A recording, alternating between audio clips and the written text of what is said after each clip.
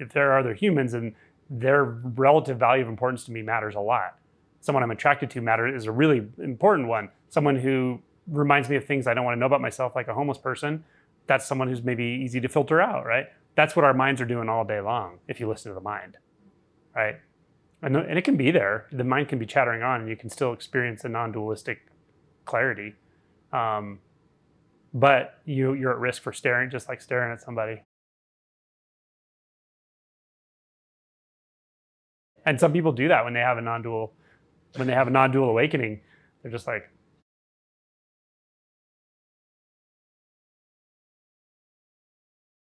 because it's like, whoa.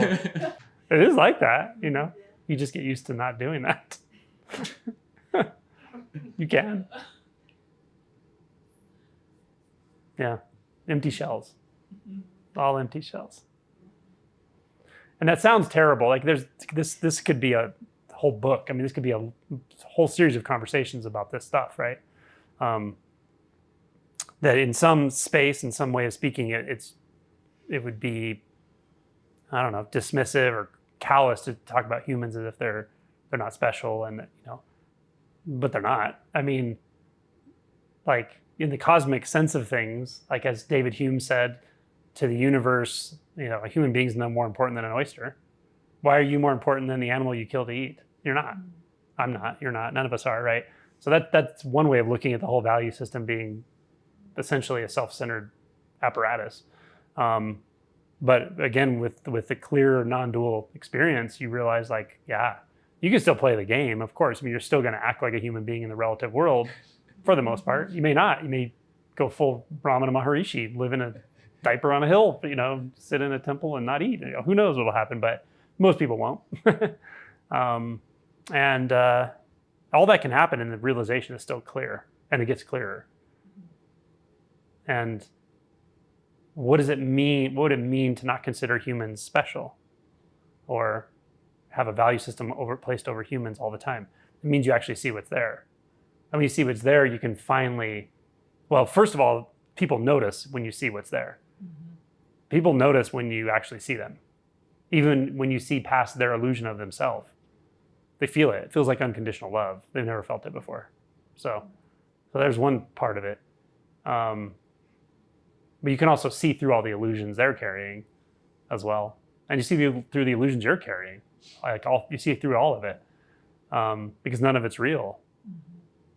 But there is a sort of luminous presence to everything, not just the human, but the dirt, the stone, the dog poop, the dog, the sky, the sun, all of it, everything has that luminous, intimate presence to it.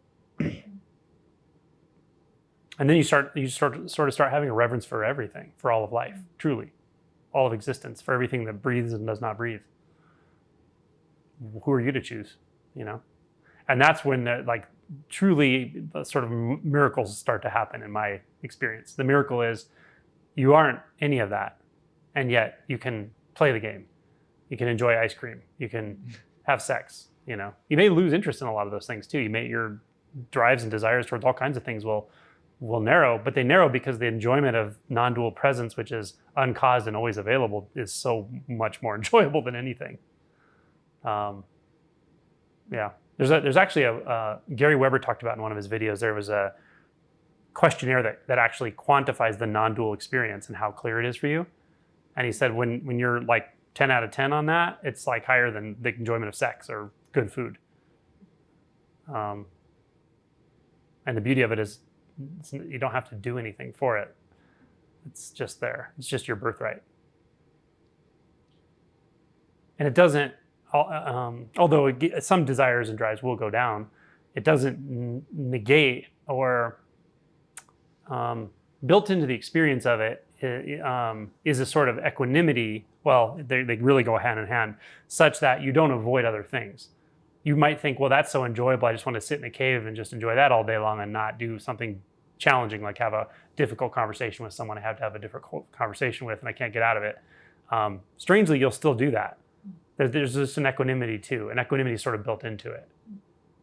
So, and then a whole other way of talking about specialness is The obsession with specialness is really neurotic. There's good studies showing that teaching your kids that they're special is a really good way to screw them up. You shouldn't teach your kid they're special, because then they're going to believe it. And then they're going to go out into the world and no one's going to treat them as special. And they're going to be really disillusioned. They're going to think they deserve things that they don't deserve. Instead of teaching your child to be a good human being and be respectful of others and be a team player, whatever, all the things you could teach a kid. But yeah, when we pursue specialness, we want to be special, we want to feel special. Even if we find someone who, for whatever crazy reason, wants to make us feel special, it's still very conditional. That person could die. They could decide we're not special. They could see that we're actually not special sooner or later. All that stuff, right? So specialness is kind of toxic, isn't it? I'd rather somebody wake up and see what's actually there. Let go of all these judgments and values, including the ones that seem like they're really good, like special, right?